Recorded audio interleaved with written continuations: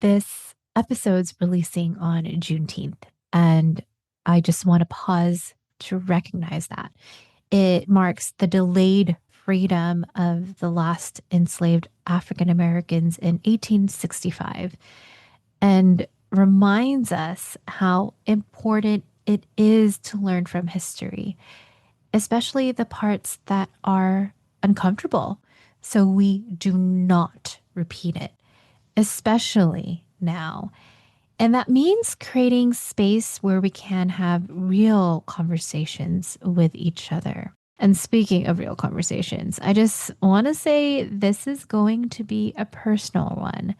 And heads up, if you've got little ones around, you might want to pop in your earbuds instead. Don't worry, I'm not going to yell or swear. I'm just going to speak from the heart and share things what might feel heavy because this season is heavy. Plus, I'm PMSing, so this is real talk.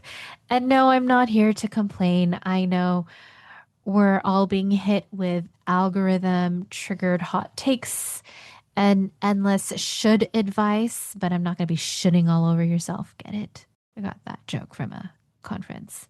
Anyways, I just think sometimes the most radical thing we can do is tell the truth of our lived experiences and be human with one another.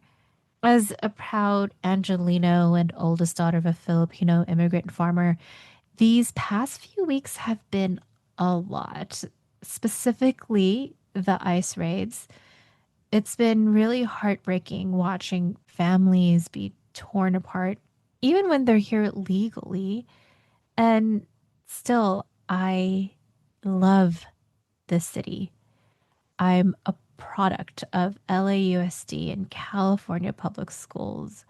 I grew up with classmates and friends who were Vietnamese, Nigerian, Salvadorian, Mexican, Jamaican, Thai, Chinese, German, and more. I can have a whole podcast episode just listing the countries, but not going to bore you.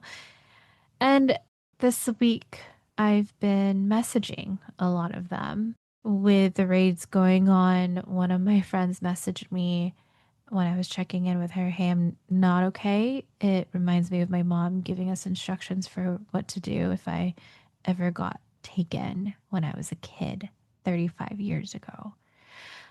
Another friend, after the shooting near her home in Minnesota, to the politicians personally messaged me. This happened 15 minutes away from us. These are real friends, by the way. This is not me watching the news or social media. These are personal friends that I've had throughout my life.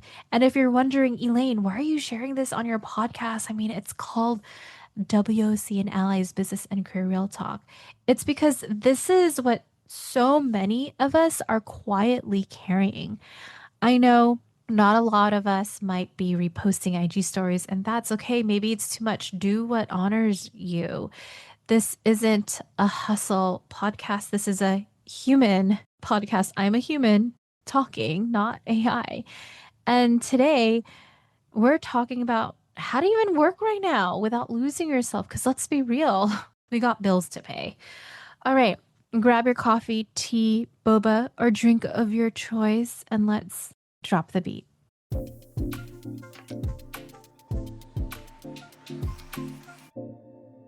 Reality check.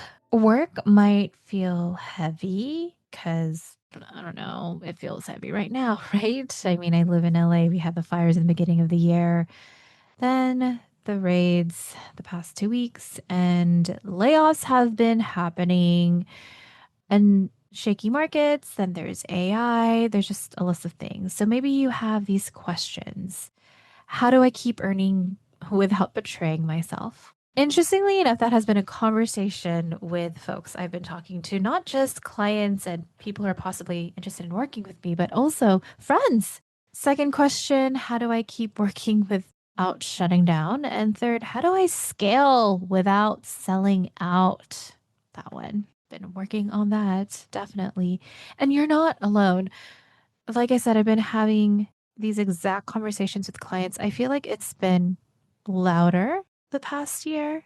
I've been saying this with people I've met, even friends.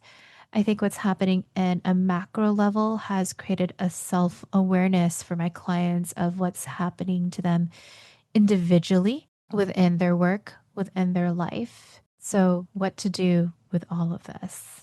And it's interesting because despite it all, and I'm not sharing this to brag, I'm just sharing it more so as an example and inspiration. And don't worry, I'll go through tactical things that despite everything happening, my business is doing well this year, already hitting last year's revenue. But I'm not doing it pushing myself into the ground, especially with everything happening. I'm doing it in a place where I am taking care of myself. So let's get deep into it. Now, don't worry, this is not negative.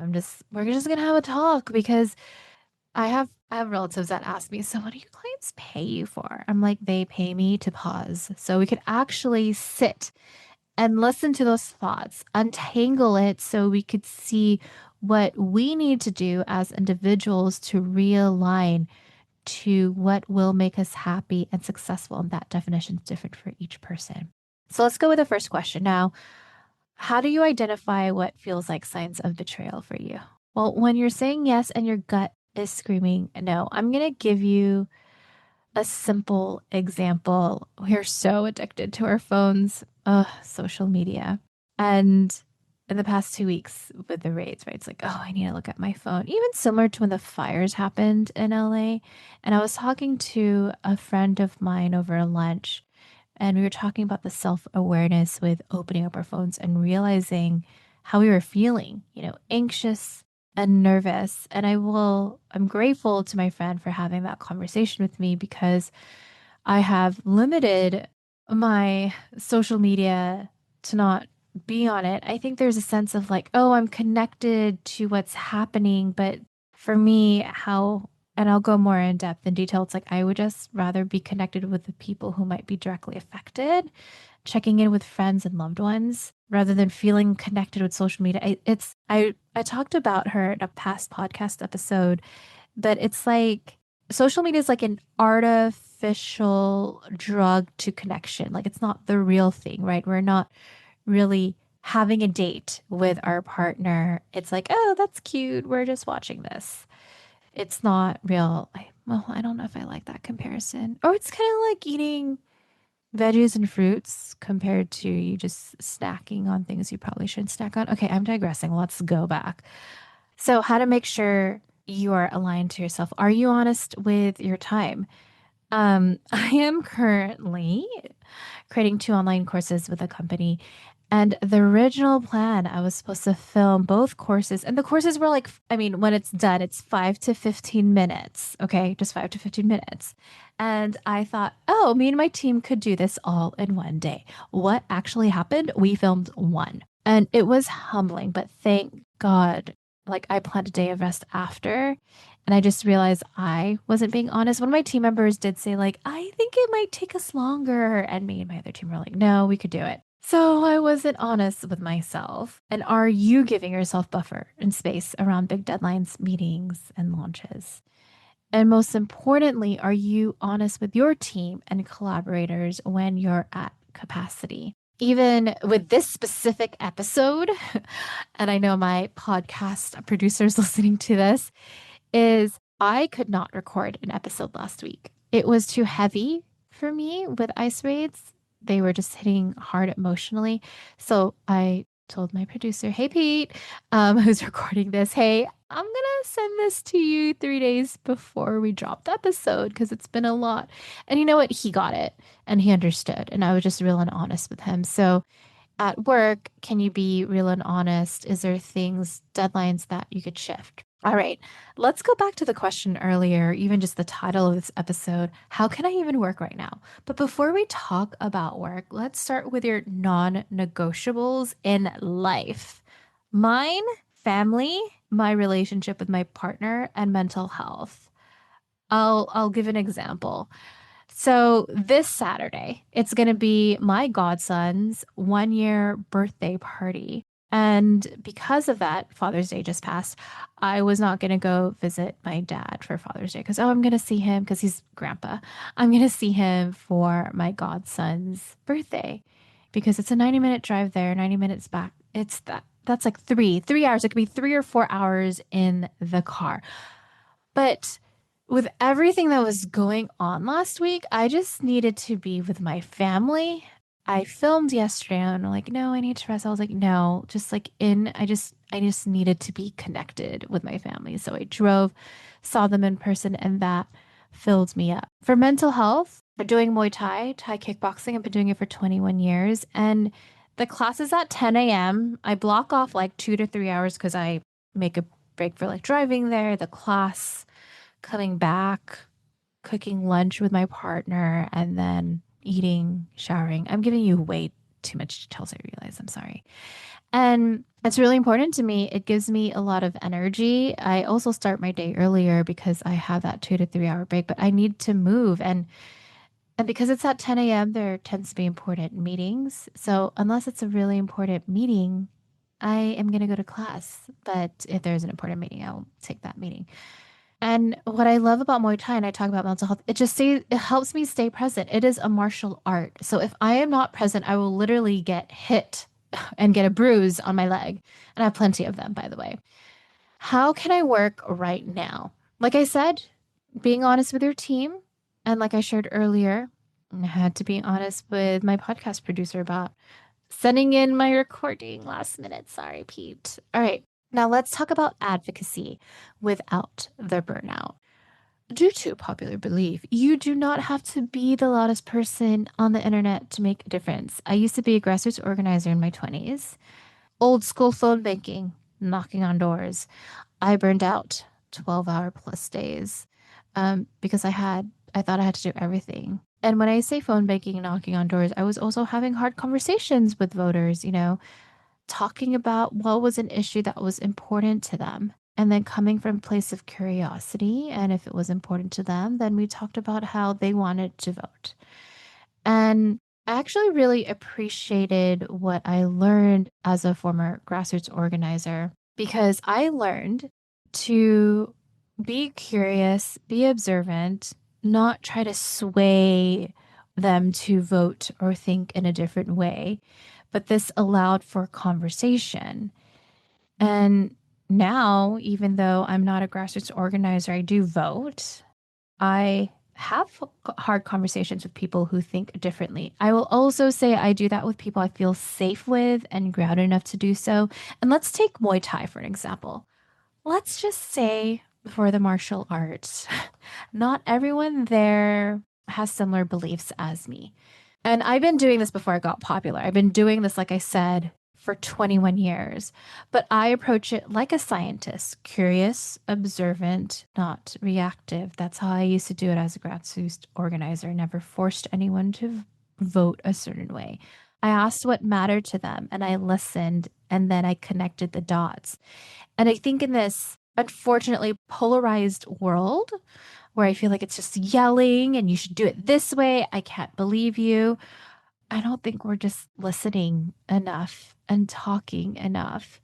Yes, we have social media, we have all this tech to connect one another, but at the same time, I just want to remind you algorithms feed similar thought process, beliefs, and values as you. And that's okay, but like I just feel like for us to move forward, we need to be in more conversation, healthy conversation. Now, I'm not saying you go talk to every single person that you don't feel safe with. I pick and choose who I am willing to have a conversation with.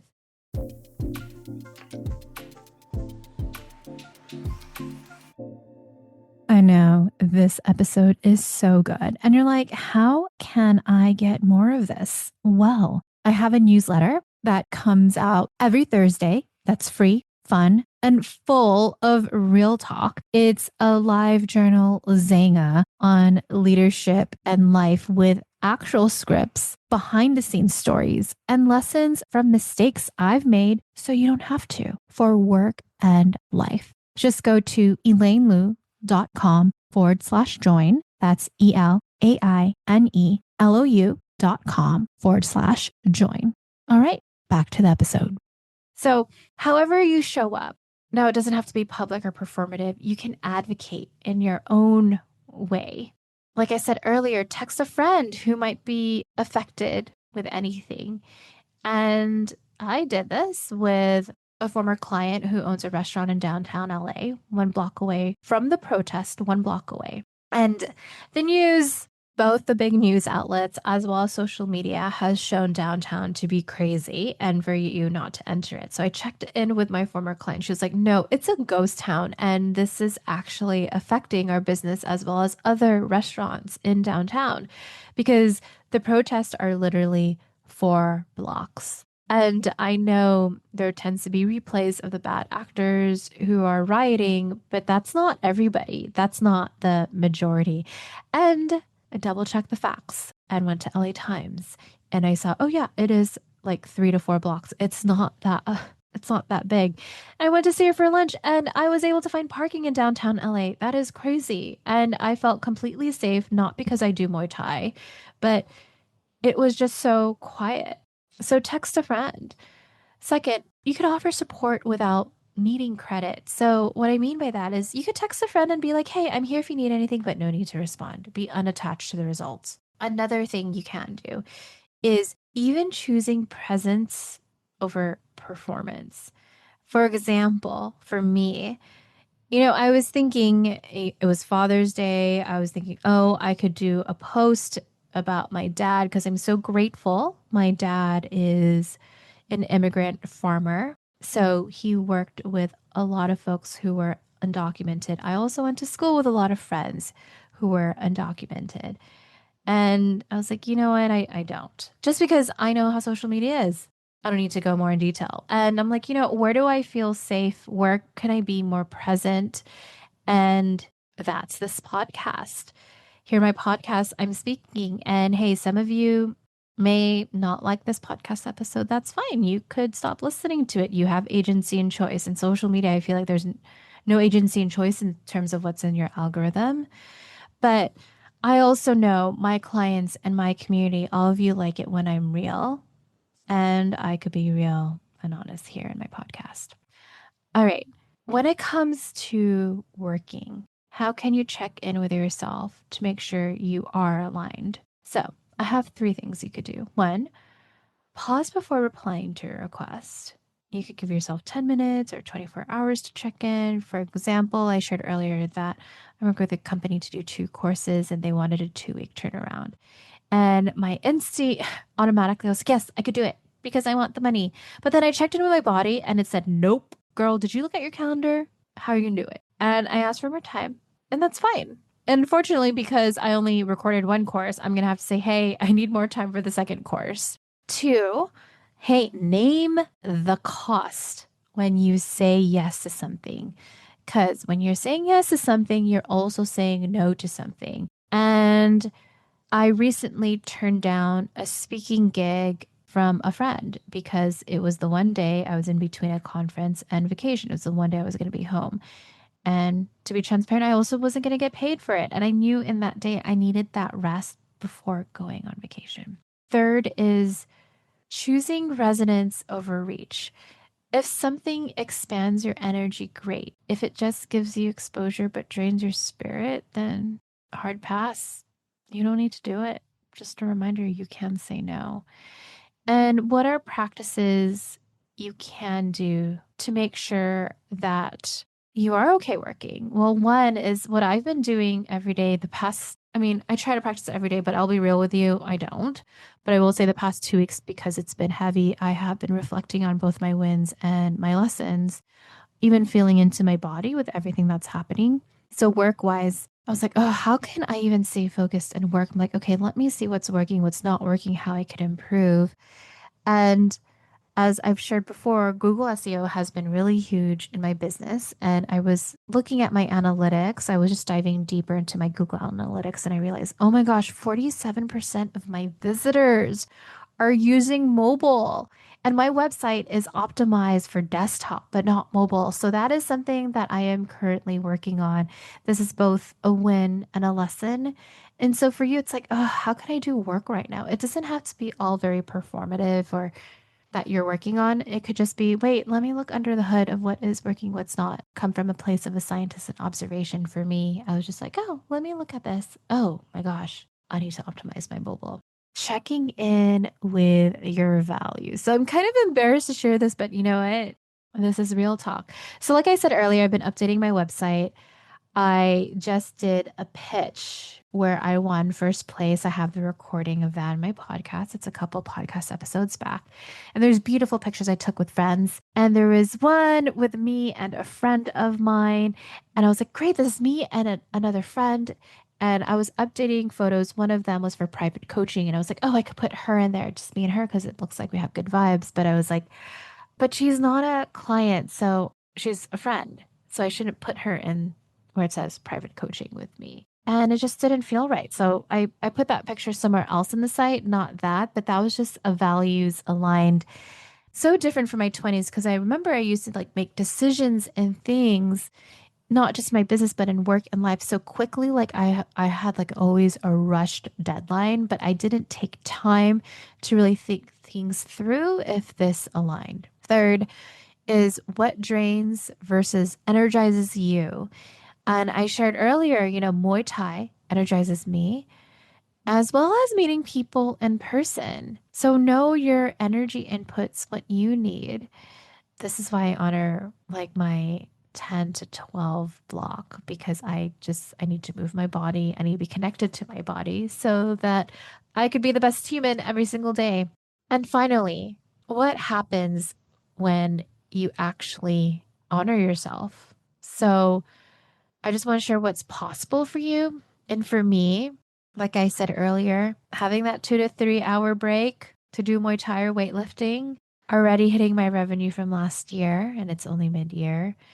And for my clients, someone's for them. One of them has a 7-figure business and is about to go to maternity leave. And another works full time, is a parent, and is buying real estate.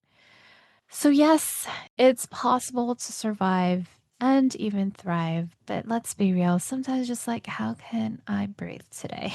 And how it just starts with trusting yourself, honoring your capacity, and staying grounded in who you are in this season of life. So, my challenge to you is will you give yourself that pause to think about it?